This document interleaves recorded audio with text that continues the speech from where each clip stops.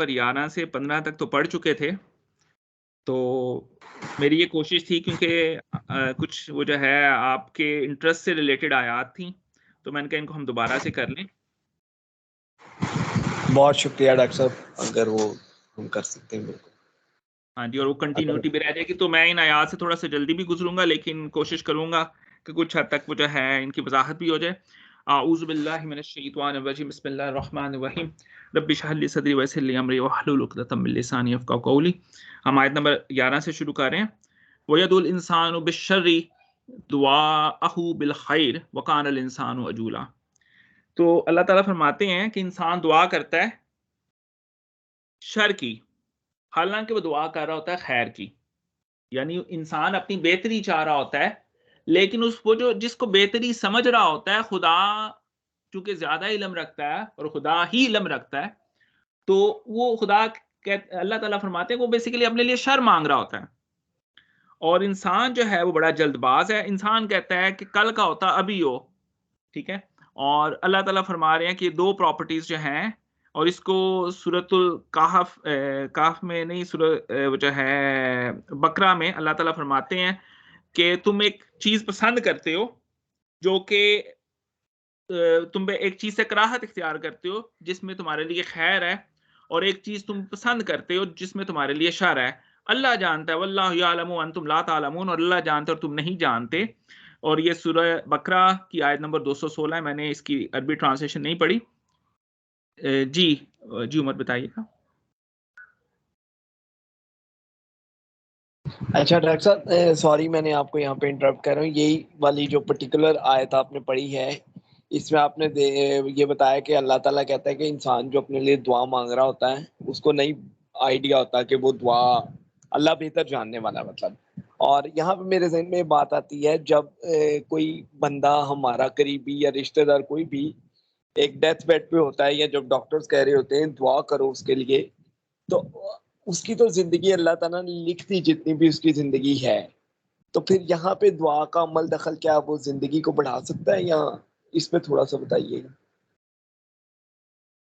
جی بہت اچھا سوال ہے۔ دیکھیں ہمارے جو زندگی کا کنسیپٹ ہے نا، وہ یہ یہاں تک کہ جب تک ہمیں موت آ جائے، لیکن زندگی اصل میں موت کے بعد شروع ہوتی ہے، اور یہ جو ہے آپ دیکھیں یہی تو اللہ تعالیٰ فرما رہے ہیں اس آیت کے ذریعے میں کہ دیکھو تمہارا علم جو ہے وہ صرف حال تک محدود ہے، تم اپنا مستقبل ہی نہیں جانتے، مستقبل بھی نہیں جانتے، اور اس مستقبل کے بعد مرنے کے بعد تمہارے ساتھ کیا ہونا ہے، کتنی تمہیں وہ جو ہے اللہ تعالیٰ نے جنت میں نعمتیں عطا کرنی ہے۔ اگر ان نعمتوں کو تم دیکھو گے تو دنیا میں آنے والی مصیبتوں اور پریشانیوں کو ہیچ جانو گے۔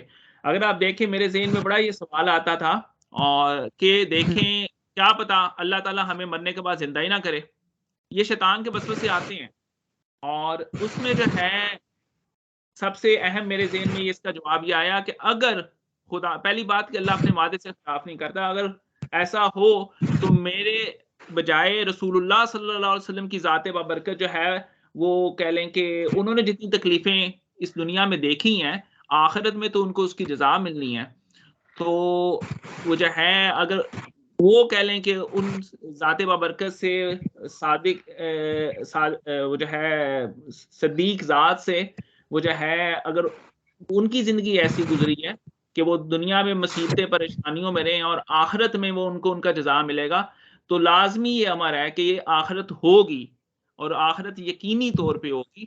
تو اس لحاظ سے وہ جو ہے دنیا سے جو لوگ چلے جاتے ہیں ان کا وہ جو ہے کھاتا رکتا نہیں، بلکہ ان کو آخرت ہمارے جو اعمال ہیں، ہمارے والدین ہمارے جو ہم عمل کرتے ہیں وہ ہمارے والدین کے اعمال میں بھی شامل ہو رہے ہوتے ہیں۔ یا ایک بندے نے ایک اچھی کتاب لکھی ہے جیسے مولانا مودودی ہے یا ڈاکٹر اسرار صاحب ہیں، یہ جو ویڈیوز ان کی چل رہی ہیں اس سے جو لوگ مستفید ہو رہے ہیں وہ بھی ان کے نامہ اعمال میں چل رہا ہے۔ ٹھیک ہے، بہت شکریہ ڈاکٹر صاحب۔ تو اگلی آیت پہ آتے ہیں جی، وَجَعَلْنَا اللَّيْلَ وَالنَّهَارَ۔ پچھلی آیت میں ایک اور بات بتا دوں، وہ یہ سورۃ الکہف میں آئے گی کہ اللہ تعالیٰ وہ موسیٰ اور خضر علیہ السلام کے واقعے میں بیان کرتے ہیں کہ خضر علیہ السلام نے ایک بچے کو وہ جو ہے اس کو مار دیا، تو موسیٰ علیہ السلام نے کہا کہ آپ نے ایک نفس کو جو ہے، نفس زکیہ کو بغیر کسی وجہ کے جو ہے قتل کر دیا، تو یہ تو آپ نے بہت برا کام کیا۔ تو اس کی جب بعد میں ریزن دی حضرت خضر علیہ السلام نے، تو انہوں نے کہا کہ اس بچے نے بعد میں وہ جو ہے کہہ لیں کہ اپنے والدین کے لیے ان کو اسلام کے رستے سے ہٹا دینا تھا، یعنی بندہ اپنی اولاد کی وجہ سے مجبور ہو کے اسلام سے ہٹ سکتا ہے، تو اس لیے اللہ نے چاہا کہ ہم وہ جو ہے نا ان کو کوئی اور اولاد دے دیں۔ تو اب دیکھیں بظاہر جب ان والدین نے اس بچے کے لیے دعا کی ہوگی تو وہ اپنے لیے خیر کی دعا کر رہے ہیں، تو بعض کا آپ کی اولاد بھی آپ کے لیے شر کا باعث ہو سکتی ہے، ایسی اولاد جو کہ آپ کو دین کے رستے سے یا خدا سے دور کر دے، اور ایسی اولاد جس کے لیے آپ حرام کمانے میں مجبور ہو جائیں، ٹھیک ہے، تو وہ کیا ہو رہا ہے کہ آپ کے لیے ایک طرح کا شر کا سامان پیدا ہو رہا ہے۔ تو اللہ تعالیٰ بتا رہے ہیں اس آیت کے ذریعے کہ جو میں جانتا ہوں وہ تم نہیں جانتے، اس لیے جلد بازی نہ کرو اے انسان، جلد بازی نہ کرو، اور تمہارا حصہ اس دنیا میں ہی موجود نہیں ہے، اس دنیا کے بعد کی جو زندگی ہے اس میں اصل میں تمہارا حصہ ہے۔ وَجَعَلْنَا اللَّيْلَ وَالنَّهَارَ آیَتَيْنِ فَمَحَوْنَا آیَةَ اللَّيْلِ وَجَعَلْنَا آیَةَ النَّهَارِ مُبْصِرَةً لِتَبْتَغُوا فضلا من ربکم ولتعلموا عدد السنین والحساب وکل شیء فصلناه تفصیلا۔ اور ہم نے بنائی رات اور دن میں دو نشانیاں، آیتیں دو نشانیاں، فمحون آیت اللیل، تو جب ہم مٹا دیتے ہیں رات کی نشانی کو تو پھر کیا آتا ہے؟ دن آتا ہے، وجعلنا آیت النہار، تو دن کی نشانی آتی ہے، اور اس میں کیا ہے؟ مبصرتن، آپ دیکھتے ہو، بصیرت کرتے ہو، یعنی دن کی روشنی میں انسان دیکھتا ہے، اور دوسرا کیا کرتے ہو؟ لتبتغوا فضلا من ربکم، اور اپنے رب کا فضل تلاش کرتے ہو، اور فضل قرآن کی سینس میں رزق کو کہا، اور دوسرا قرآن نے نبوت کو بھی، جو میری انڈرسٹینڈنگ ہے نبوت کے لیے، نبوت اللہ کا فضل ہے جو کسی پہ ہو جائے، اور جو کہ اب وہ جو ہے ختم، یعنی اللہ تعالیٰ نے نبوت کا سلسلہ بند کر دیا۔ لتبتغوا فضلا من ربکم ولتعلموا، تاکہ تم جان سکو عدد السنین، سالوں کے، اور دوسرا حساب جو ہے سالوں، مہینوں، ہفتوں، اور وہ جو ہے اس سے تم اپنے مختلف جو ہے وہ کہہ لیں کہ کاروبار زندگی کا حساب کتاب کر سکو۔ اور ہم نے وَكُلَّ شَيْءٍ فَصَّلْنَاهُ تَفْصِيلًا، اور ہم نے وہ جو ہے ہر شے بڑی تفصیل سے بیان کر دی ہے۔ وَكُلَّ إِنسَانٍ أَلْزَمْنَاهُ طَائِرَهُ فِي عُنُقِهِ وَنُخْرِجُ لَهُ يَوْمَ الْقِيَامَةِ كِتَابًا يَلْقَاهُ مَنشُورًا، اور ہم نے جو ہے وَكُلَّ انسان، اور ہر انسان کے، أَلْزَمْنَاهُ لٹکا دی ہے، طَائِرَهُ نحوست کہہ لیں، تقدیر کہہ لیں، فیٹ کہہ لیں، طائر تو لفظی مطلب اس کا پرندہ ہے، اور عربی میں چونکہ پرندوں سے فعال نکالتے تھے اور اس کو نحوست کے معنی میں بھی لیا جاتا ہے، اور طائر کا مطلب گدھ بھی ہے، اور گدھ جو ہے وہ جہاں پہ منڈلا رہے ہو، اس کا مطلب ہے وہاں پہ نیچے کوئی ڈیڈ اینیمل ہے یا کوئی بھی وہ جو ہے ڈیڈ چیز ہے نیچے، تو یہ اگر آپ کو دور سے گدھ منڈلاتے ہوئے نظر آئے تو آپ اس کو نحوست کا سائن لیں گے، تو اس کو فیٹ کے معنوں میں آپ لے لیں کہ وہ کل انسان، ہم نے ہر انسان کے وہ جو ہے لٹکا دی ہے یا چپکا دی ہے اس کی قسمت، فی عنقہ، اس کی گردن میں، اس کے گلے میں، وَنُخْرِجُ لَهُ، اور ہم اس کو نکالیں گے یوم القیامہ، قیامت کے دن، ایک کتاب کی شکل میں، یلقاہ منشورا، اور وہ کتاب جو ہے اس میں ہر چیز موجود ہوگی، کھلا پائے گا اس کتاب کو۔ اور اسی کو اللہ تعالیٰ نے وہ جو ہے سورۃ الکہف میں ایک آیت کے ذریعے اس طرح بیان کیا کہ وَوُضِعَ الْکِتاب، اور جب کتاب ظاہر کی جائے گی، فَتَرَ الْمُجْرِمِینَ، اور مجرم لوگ دیکھیں گے، مُشْفِقِینَ مِمَّا فِیہِ، کہ اس میں سب کچھ ہی لکھا ہوا ہے، وَیَقُولُونَ، اور وہ کہیں گے، یا ویلتنا، کہ ہائے ہماری بربادی، ما لہذا الکتاب لا یغادر صغیرۃ ولا کبیرہ، کہ اس کتاب نے تو کوئی چھوٹی بڑی چیز چھوڑی نہیں، الا احصاها، بلکہ وہ اس میں لکھی ہوئی ہے، ووجدوا ما عملوا حاضرا ولا یظلم ربک احدا، اور وہ اپنے سامنے موجود پائیں گے سارا کیا درا، جو انہوں نے کیا ہوا تھا سارا اس کتاب میں ان کے سامنے آ جائے گا، پیدائش سے لے کے کہہ لیں کہ موت تک۔ اور اس دن اللہ تعالیٰ فرماتے ہیں ولا یظلم ربک احدا، اور آپ کا رب کسی پر ظلم نہیں کرے گا۔ تو ہم سب کی کتاب جو ہے وہ ظاہر کی جائے گی، اور مسلم شریف کی ایک حدیث کا اس طرح مفہوم ہے کہ اللہ تعالیٰ جو ہے ایک بندہ مومن کو اپنے سامنے وہ جو ہے اس کا نامہ اعمال ظاہر کریں گے، اور پھر اللہ اور اس بندے کے علاوہ باقی ایک پردہ ظاہر ہو جائے گا، یعنی وہ بندے جو ہے وہ چھپ جائے گا باقی دنیا سے، اور پھر اس کی فلم چلنی شروع ہو جائے گی جو اس کے نامہ اعمال میں اس ہوگا. تو اللہ تعالیٰ فرمائیں گے کہ دیکھو میں نے جیسے تمہارا ستر رکھا دنیا کے اندر، آج قیامت کے دن بھی تمہارا ستر رکھتا ہوں، یعنی تمہاری پردہ پوشی کرتا ہوں. تو اللہ تعالیٰ ہمیں ایسے بندوں میں شامل فرمائے. اور اس میں سب سے اہم بات یہ ہے کہ ہم لوگوں کا ستر رکھیں. رب ایک ستار العیوب ہے، اللہ تعالیٰ کی ایک صفت ہے کہ اللہ تعالیٰ لوگوں کی پردہ پوشی فرماتا ہے. کیا رب کو میرے گناہوں کا نہیں پتا؟ میری پرائیویسی، پرائیویٹ لائف کا اللہ کو نہیں پتا کہ میں کتنا بدکار ہوں؟ لیکن کیا وہ کہیں پہ بینر لگواتا ہے، کہیں کسی کو مطلع کرتا ہے؟ نہیں. ہمیں بھی ایسا کرنا چاہیے، ہمیں بھی رب کی اس صفت کو اختیار کرنا چاہیے کہ ہمیں اگر کسی اس کے بندے کی کسی کمزوری کا، کسی کمی کا، کسی عیب کا، کسی گناہ کا پتہ چل جائے، ہم اس کی پردہ پوشی فرمائیں. اور نہ کہ یہ کہ غیبتوں کی شکل میں لوگوں کے ساتھ وہ جو ہے گوسپس کریں اور بتائیں لوگوں کو کہ یہ دیکھو یہ بندہ کتنا برا ہے، یہ کام کرتا تھا، وہ یہ کام کرتا تھا. تو اللہ تعالیٰ ہمیں ان لوگوں میں شامل فرمائے جو کہ دوسرے لوگوں کی پردہ پوشی فرمائیں، اور اللہ تعالیٰ ہماری پردہ پوشی قیامت کے دن فرمائے. آمین.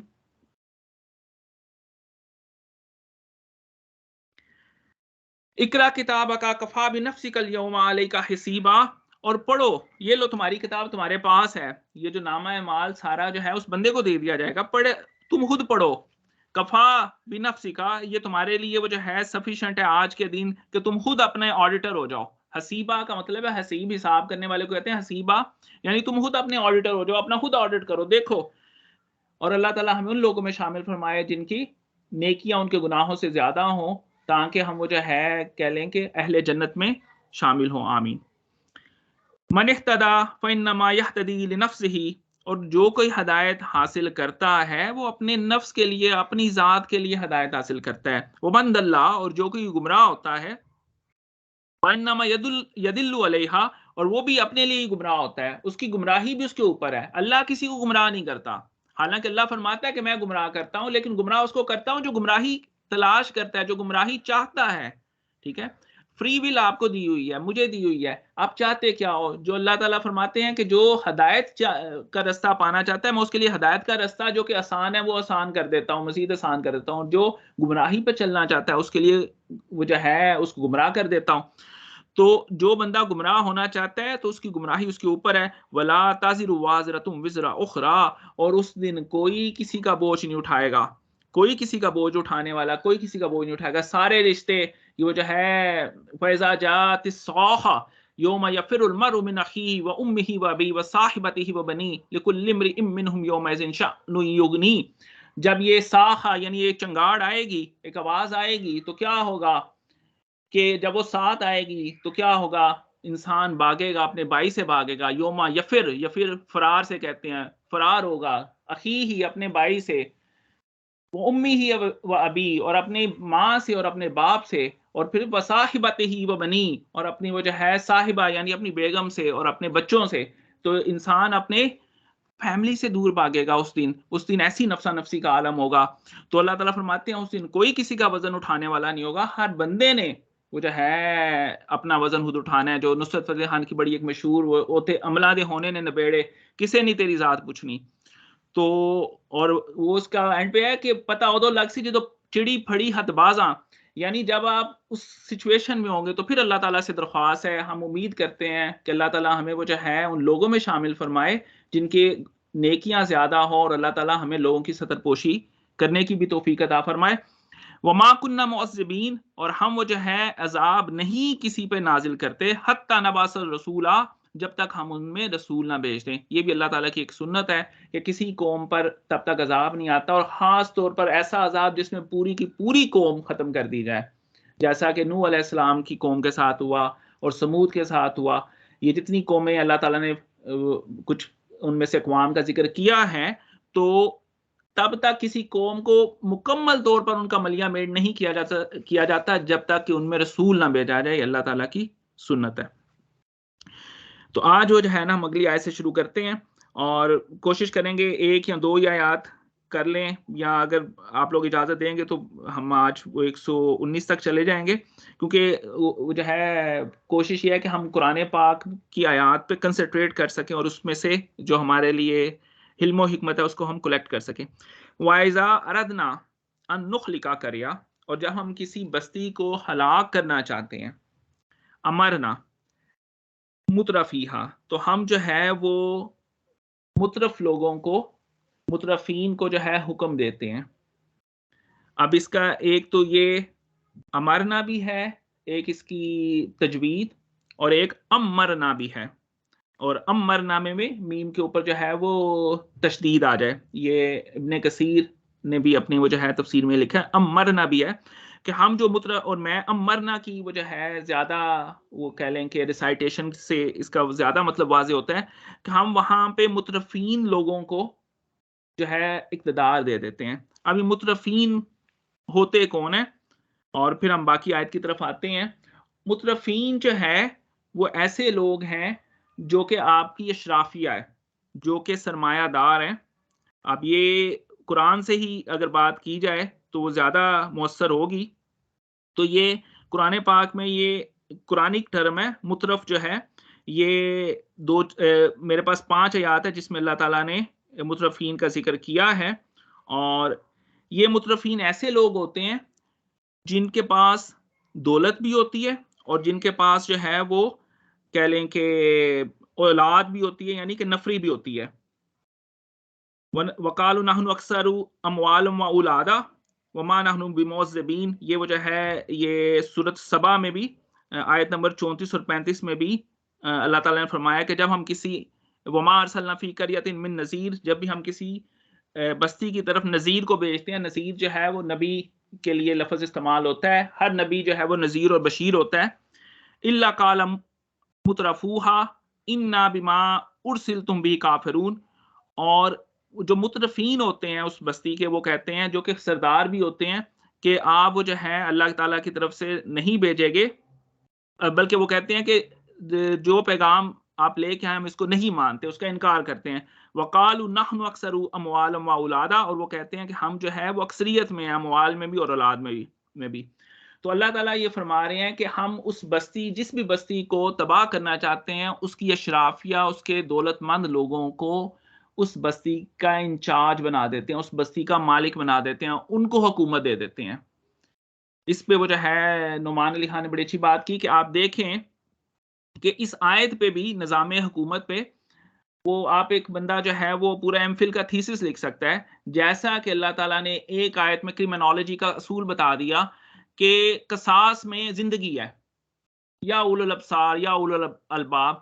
اب آپ ایک بندے کو مار رہے ہیں، قصاص لینے کا مطلب ہے آپ ایک بندے کو مار رہے ہیں، اس کو پھانسی دے رہے ہیں، قتل کر رہے ہیں، تو اللہ تعالیٰ کہتے ہیں اس میں زندگی ہے. اور وہ جو ہے یہ اب کرمنالوجی کی جو ڈگریاں کرتے ہیں، وہ جو ریسرچ کر کے جس نتیجے پہ پہنچتے ہیں، وہ اسی نتیجے پہ پہنچتے ہیں کہ اگر آپ اصول سخت نہ رکھیں، قوانین سخت نہ رکھیں، تو وہ لوگ جو ہیں بار بار وہی جرم کرتے رہتے ہیں. اور اسی وجہ سے آپ دیکھ لیں کہ جو ویسٹ میں ہے وہ نہیں یہ چیزیں رک رہی. جی عمر، آپ کچھ کہنا چاہ رہے ہیں؟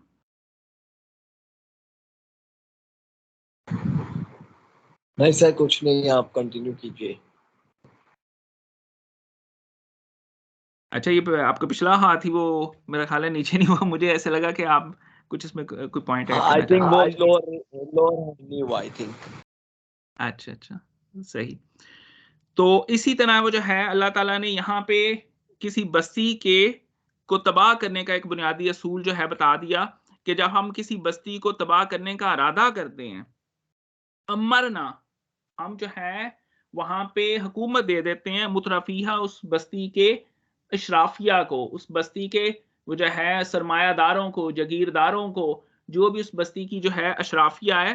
اور پھر وہ کیا کرتے ہیں؟ فَفَسَقُوا فِيهَا، اور وہ اس میں فسق لے کے آتے ہیں، فسق لے کے آتے ہیں، یعنی نافرمانیاں کرتے ہیں. اور سب سے پہلے یہ جو ہے نا فسق کیا شیطان نے، اللہ تعالیٰ کا حکم نہیں مانا، تو جانتے ہوئے، یعنی شیطان کو پتا تھا کہ وہ غلط کر رہا ہے، یعنی جان بوجھ کے وہ جو ہے نا. اور یہ یعنی فسق کا لفظ جو ہے وہ ان لوگوں کے لیے کیا جاتا ہے جو کہ اسلام تو لاتے ہیں لیکن وہ جو ہے احکامات کی پابندی نہیں کرتے، احکامات کو نہیں مانتے، جانتے ہوئے نہیں مانتے. تو اس کے لیے وہ جو ہے فاسق بھی ہم وہ کہتے ہیں کہ ہم اردو میں لفظ استعمال ہوتا ہے.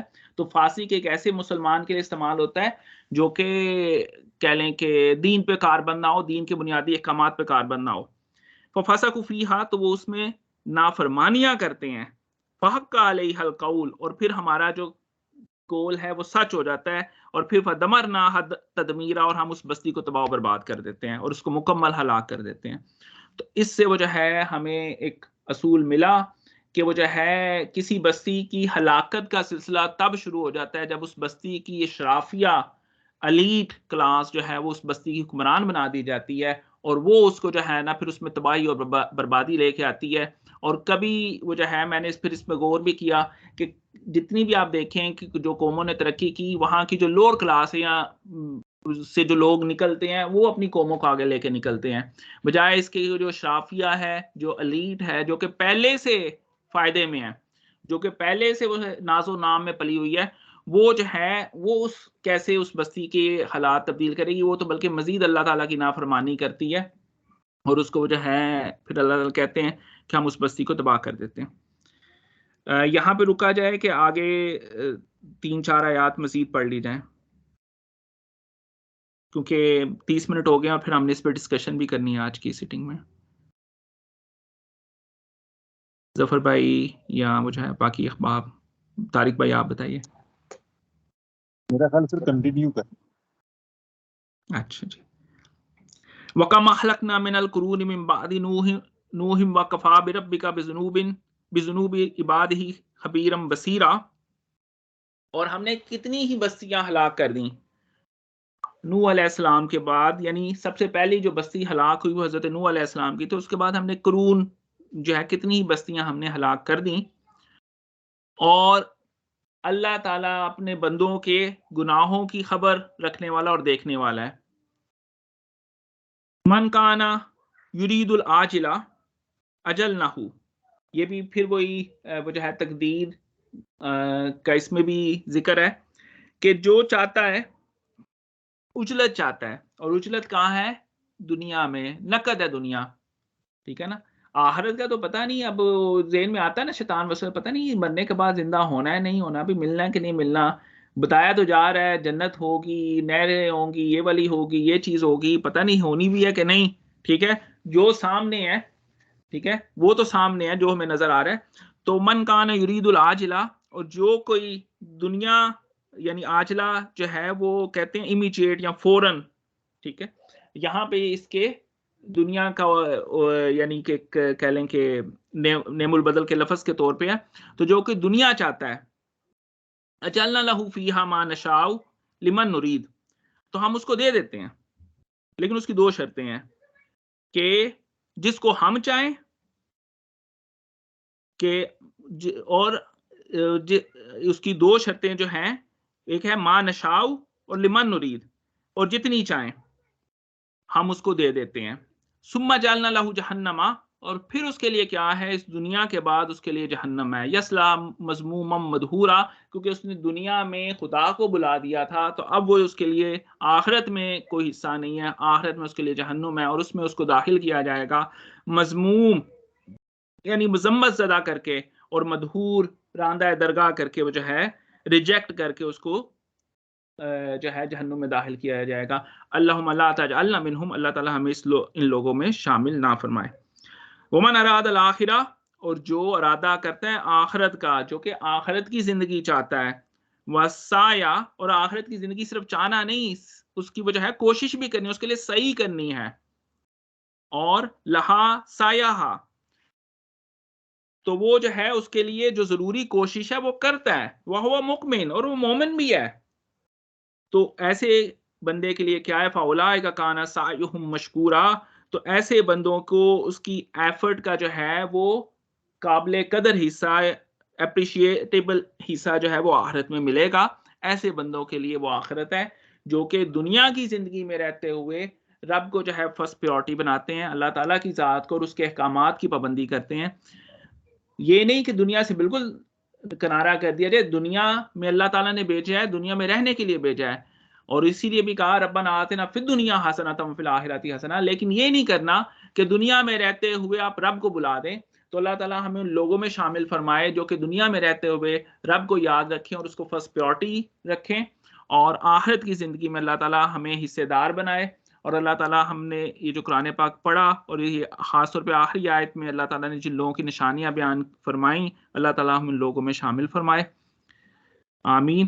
باقی دوست احباب اس میں ضرور کچھ ایڈ کیجیے۔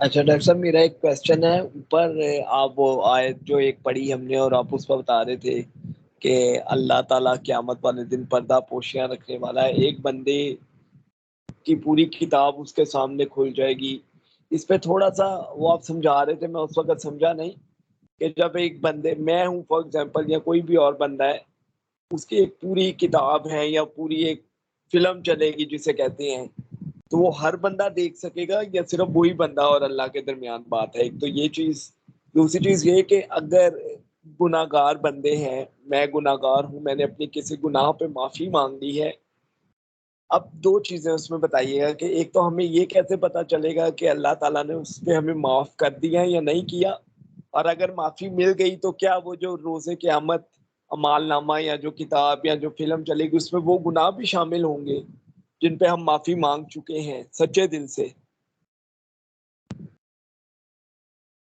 جی، جو پہلا حصہ ہے نا، دیکھیں قیامت میں اس حد تک نفسا نفسی ہوگی کہ انسان کی تو کوئی دوسری طرف نگاہ ہی نہیں جائے گی، ہر بندہ اپنے سیلف میں جو ہے اتنا کہہ لیں فکر مند ہوگا، تو وہ تو ایسا نہیں ہوگا کہ کوئی دوسرا آپ کے گناہوں پہ متنبع ہو۔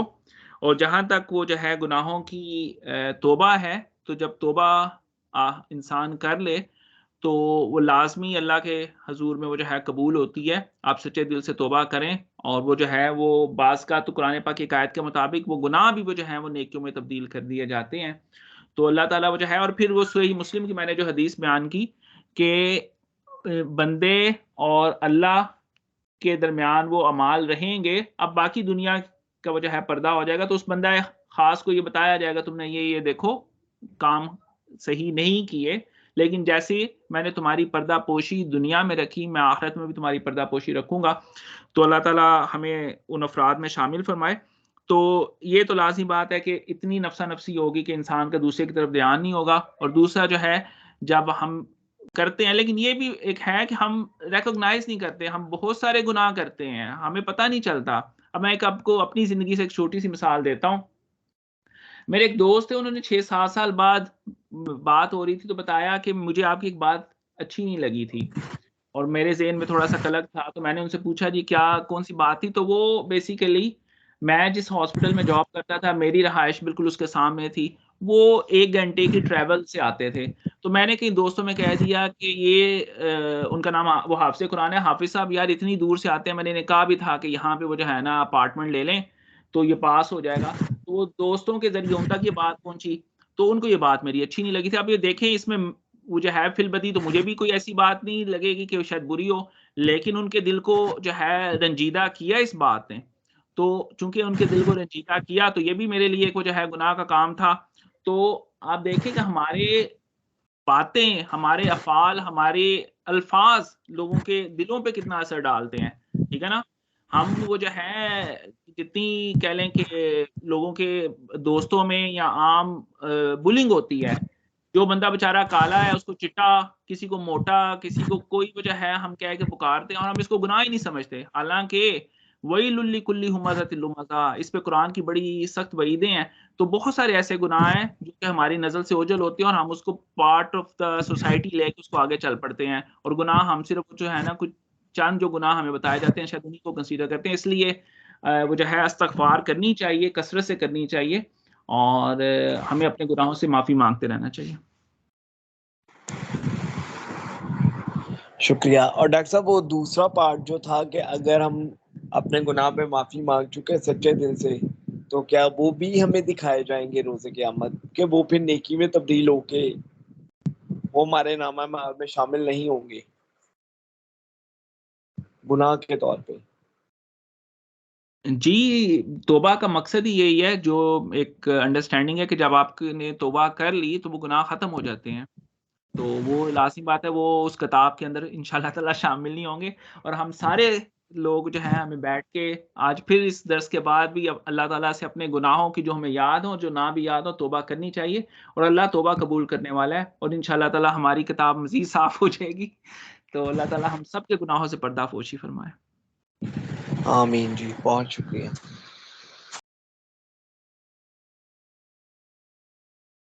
ماشاءاللہ قاری صاحب ہمارے ساتھ موجود ہیں۔ السلام علیکم قاری صاحب، آپ اس میں کچھ ایڈ کیجیے گا۔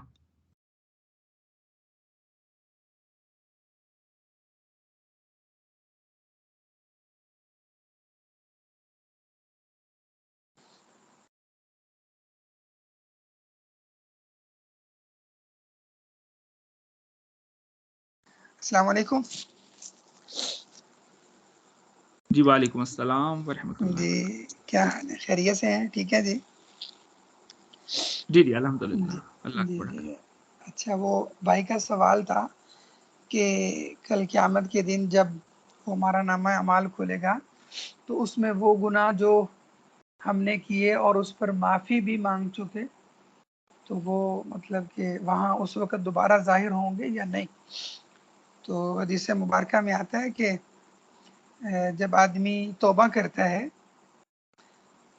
تو اللہ جل شانہ جب وہ اس گناہ پر توبہ کو قبول کر لیتے ہیں تو ان کے گناہ، جیسا کہ وہ قرآن کی آیت ہے ان الحسنات یذہبن السیئات، تو کہ جو نیکیاں ہیں مطلب وہ نیکی کیا، ہمارا نیک عمل جو ہے جو قبول ہے تو اس سے جو ہے وہ گناہ مٹ جاتے ہیں۔ اب یہاں محدثین نے اور مفسرین نے لکھا ہے کہ یہ صغیرہ گناہ ہے، اور جو کبیرہ گناہ ہے وہ تو توبہ سے ہی، جیسا کہ بھائی نے بھی ذکر کیا کہ ہم توبہ کر لیتے ہیں۔ تو اس کے متعلق رسول اکرم صلی اللہ علیہ وسلم نے ارشاد فرمایا کہ اللہ جل شانہ وہ جو ان کے صحیفہ نامہ اعمال ہے جس میں وہ لکھتے ہیں جس کتاب میں، تو اللہ پاک اس کی توبہ جب قبول کرتے ہیں تو وہ گناہ مٹا دیتے ہیں، تو وہاں سے وہ مٹ جاتا ہے۔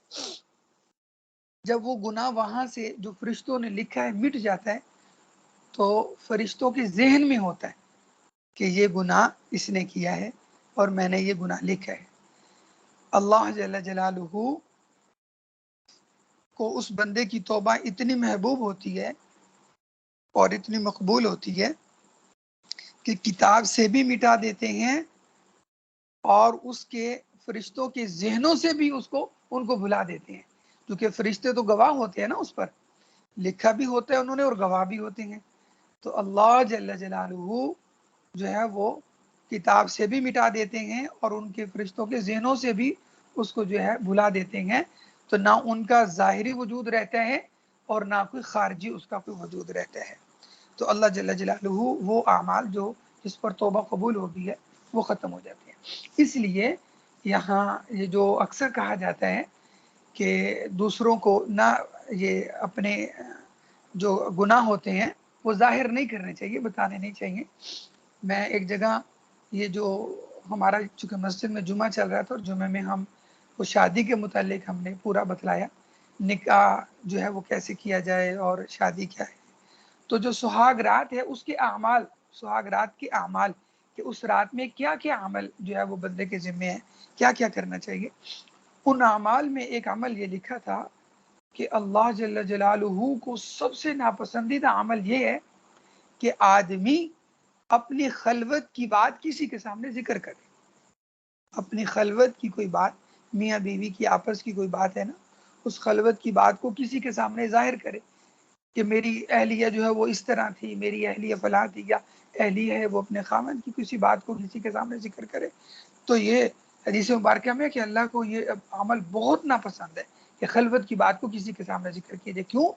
کیونکہ تم کسی کو اپنے خلوت کی تنہائی کی بات کا کسی کو گواہ بنا رہے ہو، حالانکہ وہ تو بات پردے میں ہے، وہ بات چھپی ہوئی ہے اور تم اس پر گواہ بنا رہے ہو۔ تو یہ حدیث مبارکہ میں پھر یہاں اس حدیث کا بھی آیا کہ جب آدمی کسی گناہ پر توبہ کرتے تو اللہ پاک وہ گناہ مٹا بھی دیتے ہیں، بھلا بھی دیتے ہیں، اس کا وجود نہیں رہتا۔ لیکن جب تم کسی کو اس کا گواہ بنا دیتے ہو، اپنے آدمیوں میں سے، مردوں میں سے، انسانوں میں سے کسی کو، تو وہ پھر ختم نہیں ہوتا ہے، وہ پھر باقی رہتا ہے۔ تو یہ سخت عمل ہے کہ آدمی کوئی گناہ کرے، گناہ ہے جس کو ظاہراً ایسا ظاہری گناہ سب کے سامنے کرنا یا اس گناہ کی تشہیر کرنا یا اس گناہ کو کسی کے سامنے ذکر کرنا، یہ لائق مسلمان نہیں ہے۔ ایمان کے بھی منافی ہے اور مسلمانوں کے بھی، کہ یہ کوئی گناہ ہو یا کسی کا گناہ اس کو شیئر کریں دوسروں کے سامنے، یا اپنا کوئی گناہ ہے اس پر لوگوں کو گواہ بنائیں، تو یہ عمل سخت ناپسندیدہ ہے۔ باقی وہ بھائی کی جو بات وہ یہ ہے کہ وہ اس دن انشاءاللہ اس نامہ اعمال میں وہ گناہ نہیں ہوں گے جس پر توبہ قبول ہو گئی ہے۔ اور دوسری بات انہوں نے یہ پوچھی تھی کہ جو پتہ کیسے چلے گا کہ توبہ ہماری قبول ہوگی ہے۔ پہلی بات تو یہ ہے کہ جب توبہ کسی بندے کی قبول ہو جاتی ہے تو اس کا جو اطمینان قلب ہے وہ بتا دیتا ہے کہ میرا سینہ مطمئن ہو گیا کہ میری یہ توبہ قبول ہو گئی ہے۔ اور اس کی سب سے بڑی جو دلیل ہے وہ یہ ہے کہ اللہ جل جلالہ جس گناہ پر توبہ کی ہو تو وہ دوبارہ اس گناہ کی اللہ پاک توفیق نہیں دیتا، وہ گناہ دوبارہ نہیں کرتا۔ تو سمجھو جب وہ گناہ دوبارہ نہیں کر رہے تو وہ گناہ کیا ہو، وہ توبہ کیا ہوگی، قبول ہوگی۔ اور کون سا عمل ہمارا مقبول ہے، قبول ہے اللہ کے ہاں؟ جس عمل کی، نیک عمل کی بار بار اللہ توفیق دے، جس عمل کی توفیق دیتے نے سمجھے کہ یہ عمل قابل قبول ہے ہمارا اللہ کے ہاں، اور جس عمل کی اللہ پاک توفیق نہ دے سمجھے کہ یہ ہمارے عمل جو ہے اللہ کو پسند نہیں آیا، نیک عمل، تو اس لیے ہم محروم ہو گئے ہیں، یہ عمل کی توفیق نہیں مل رہی ہے، یا ابھی تک کوئی عمل کیا نہیں ہے تو یہ سمجھے کہ وہ ابھی تک ہمیں، ہماری وہ عمل جو ہے وہ اللہ کو پسند نہیں ہے کہ ہم وہ کریں۔ تو دوسرا جو گناہ کے متعلق ہے وہ ایسے ہی ہے کہ جس پر توبہ ہو گئی ہے تو اللہ پاک دوبارہ پھر اس کا خیال بھی نہیں آنے دیتے جب سچی بندہ توبہ کر لیتا ہے، نہ کہ یہ کہ بندہ بار بار وہ گناہ کرے۔ تو یہ توبہ کی ایک پکی دلیل ہے۔ اور باقی یہ کہ پھر کسی وقت کو گناہ ہو جائے تو آدمی پھر توبہ کر لے، پھر گناہ ہو جائے پھر توبہ کر لے، کئی بار گناہ ہو جائے پھر توبہ کر لے، بار بار توبہ کر لے، اللہ غفور الرحیم ہے، فوراً بخش دیتے ہیں۔ تو ایک اس بارے میں اطمینان قلب بات جو ہے وہ یہی ہے کہ اللہ پاک دوبارہ پھر اس گناہ کی توفیق نہیں دیتے جو آدمی سچی توبہ سے جو گناہ معاف کرا دیتے ہیں۔ باقی اللہ پاک سے معافی مانگتے رہنا چاہیے ہر لمحہ۔ بہت شکریہ قیصر صاحب، بہت شکریہ۔ ایک اور سوال میرے ذہن میں آ رہا تھا، کیونکہ یہ ابھی گناہ اور وہ توبہ کا ایک ٹاپک چل رہا ہے۔ عام طور پہ مطلب کہتے یہ کہ میں نے یہ حدیث بھی کہیں پڑھی کہ نبی پاک صلی اللہ علیہ وسلم نے فرمایا کہ جب کوئی بندہ حج کرتا ہے تو وہ ایسے گناہوں سے دھل جاتا ہے جیسے گویا ابھی ماں کے پیٹ سے پیدا ہوا ہے۔ تو اگر کوئی حج کرتا ہے بندہ اور اس کے فوراً بعد اس کی وفات ہو جاتی ہے تو کیا پھر قبر میں اس سے حساب کتاب ہوگا؟ کیونکہ گویا وہ تو ایسے پیدا ہوا جیسے ابھی ماں کے پیٹ سے پیدا ہوا ہے، تو اس کے گناہوں پہ کوئی حساب کتاب یا وہ تھوڑا سا اگر آپ ایکسپلین کر سکیں۔ جی بالکل اسی طرح ہے۔ یہ جو حدیث ہے یہ حدیث صحیح ہے، اور الحمدللہ اس پر سب کا جو ہے وہ اجماع ہے کہ جب آدمی حج کر لیتا ہے تو حج کرنے کے بعد اللہ جل شانہ اس بندے کی کامل جو ہے بخشش فرما دیتے ہیں، مغفرت فرما دیتے ہیں۔ تو یہ حج ایک بہت بڑا عمل ہے۔ ہاں، تو یہ اس بندے سے جو حساب کتاب ہے اس کے متعلق جو ہے وہ عقیدہ ہمارا یہی ہے کہ وہ بخشایا ہے۔ ہاں، جو فرشتوں کی آمد ہے، سوال جواب ہے، یہ تو ہے، لیکن اللہ نے اس کے نام اعمال میں بس اب نیکیاں ہی رکھی ہیں، گناہ نہیں ہے۔ ٹھیک ہے، یہ نہیں کہہ سکتے کہ اس سے حساب کتاب یا سوال جواب نہیں ہوگا۔ ہاں، یہ چونکہ ایک ترتیب ہے، ایک عمل ہے، اس سے تو ہر ایک کو گزرنا ہے، سوال جواب تو ہوگا اسے، لیکن چونکہ اس کے نام اعمال میں نیکیاں ہیں تو اس سے مطلب کہ اس پر پکڑ نہیں ہے، کیونکہ پکڑ تو تب ہے جب اس کے اوپر جو ہے وہ کوئی گناہ ہو، کوئی اس نے معصیات کی ہوں، فسق اور فجور ہو، تو اس پر پکڑ نہیں ہے۔ لیکن چونکہ ایک مطلب سسٹم ہے کہ سوال جواب ہونا ہے، تو ہاں سوال جواب تو اس سے ضرور ہوگا، لیکن مطلب کہ گناہ نہیں ہے، تو گناہوں کے متعلق اس پر کوئی زجر اور تنبیہ نہیں ہے اس کے لیے۔ ٹھیک ہے، باقی سوال جواب ضرور ہونا ہے۔ بہت شکریہ، بہت شکریہ۔ جی ماشاءاللہ، بہت شکریہ قاری صاحب، آپ نے بڑا اچھا ایکسپلین کیا۔ عمر، آپ نے یہ جو کویسچن کیا تھا تو میں نے فوراً سے سرچ کیا، اور یہ بالکل جو ہے جیسا کہ قاری صاحب نے بھی بتایا اور ہم سب نے یہ حدیث سنی ہے، یہ بخاری اور مسلم شریف کی حدیث ہے۔ تو اس میں جو علماء کرام کی رائے ہے اس میں سے ایک رائے یہ بھی ہے کہ حقوق اللہ معاف ہو جاتے ہیں۔ حقوق العباد جو ہے نا، وہ جب تک آپ نے کسی کا حق مارا ہے دنیا میں تو آپ اس بندے کا حق ادا نہیں کرتے، یہاں وہ جو ہے اس سے معافی نہیں مانگتے، وہ شاید اس سے معاف نہیں ہوتی. تو وہ جو ہے یہ بھی وہ جو ہے کہہ لیں کہ علماء نے 3 طرح کے وہ جو ہے نا شارحین حدیث نے 3 طرح کی آراء پیش کی ہیں کہ صرف گناہ صغیرہ معاف ہوتے ہیں. پھر ایک وہ جو ہے آراء یہ ہے کہ صغیرہ و کبیرہ سب گناہ معاف ہو جاتے ہیں جو حقوق اللہ میں آتے ہیں، لیکن حقوق العباد معاف نہیں ہوتے. لیکن تیسری رائے یہ بھی ہے کہ حقوق اللہ اور حقوق العباد صغیرہ و کبیرہ سب گناہ معاف ہو جاتے ہیں. تو اب یہ ڈفرینس آف اوپینین ہے علماء کرام کا اس میں، لیکن یہ ضرور نبی پاک صلی اللہ علیہ وسلم سے مروی حدیث ہے اور صحیح حدیث ہے کہ بندے کے گناہ معاف ہو جاتے ہیں. حج کے جی ڈاکٹر صاحب جی جی ٹھیک ہے. یہ بالکل یہ جو آراء آپ نے ذکر کی ہے نا بالکل یہ اسی طرح ہے. اور اس میں جو زیادہ جس کی طرف وہ غالب گمان ہے نا محدثین کا، وہ جو آپ نے حقوق العباد کی بات کی ہے نا، تو وہ کہتے ہیں کہ نہیں وہ بالکل بھی معاف نہیں ہوئے. وہ کہتے ہیں وہ بالکل بھی معاف نہیں ہوئے، حقوق العباد معاف نہیں ہوئے. ہاں اچھا وہ پھر اس کی معافی کب ہے؟ جو کہ بندہ تو مر گیا ہے، حقوق العباد معاف نہیں ہوئے، تو وہ کہتے ہیں کہ حقوق العباد کی معافی بس اس وقت ہی ہونی ہے، محشر کے میدان میں ہی ہونی ہے. اس وقت ہی اللہ پاک نے اس بندے کو جس کے اوپر اس نے ظلم زیادتی کی ہے اس کو سامنے لانا ہے اور کہنا ہے کہ یہ بندہ ہے، اب بتا کیا ہے اس نے تیرے ساتھ یہ زیادتی کی ہے، معاف کرتا ہے کہ نہیں کرتا. تو اللہ پاک نے اس وقت وہ معاف کرانا ہے. یہ اس وقت ہونا ہے محشر کے میدان میں، اس سے پہلے اس کی بخشش اور معافی نہیں ہے. یہ یقینی بات ہے. اور جو محدثین اس کو ذکر کر دیتے ہیں نا یہاں کے حقوق العباد معاف نہیں ہونے، یہ اصل میں زور دینا اس بات کی طرف کہ جناب تسی لٹیاں نہ پاندے پیرو کہ جناب میں حج کر لیا تے میں فلاں کر لیا تے میں تے بخشیا ہیں. ہاں وہ جو آپ کا اور رب کا معاملہ ہے وہ بخشیا ہے. یہ جو دنیا کے معاملے ہیں بہن بھائی عزیز و قارب رشتہ دار یہ سب کی جو تیرے ذمہ ہے وہ بھگت کے جاؤ، یہ تمہیں معافی نہیں ہے.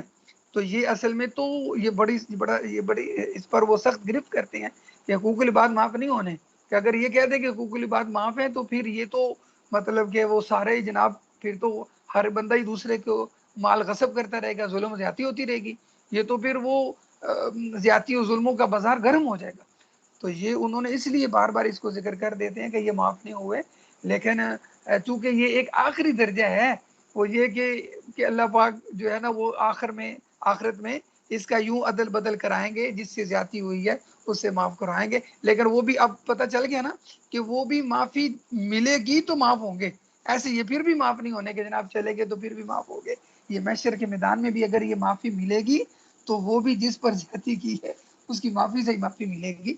تو یہ ایک مطلب کہ یہ اچھا عمل ہے کہ اس کو یہ ذکر کیا جائے حقوق العباد کے متعلق، تاکہ ڈر ڈر کے لوگ رہیں اور ایک دوسرے کے حق کی ادائیگی کی کوشش کرتے رہیں. جی جزاک اللہ قاری صاحب ماشاء اللہ. طارق بھائی آپ کچھ ایڈ کرنا چاہیے، پوچھنا چاہیے؟ ظفر بھائی آپ نہیں تو دعا کی طرف چلتے ہیں.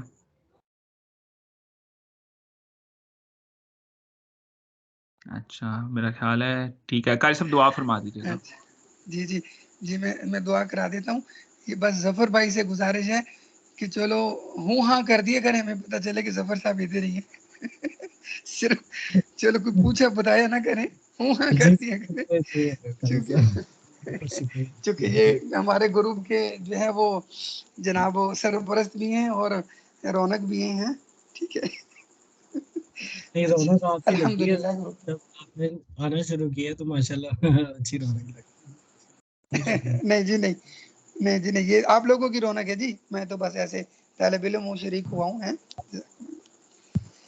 الحمدللہ الحمد. اچھا یہ آواز کہاں سے آئی؟ یہ علیم صاحب سے نہیں ہے، یہ میرے بڑے محبین میں سے ہیں.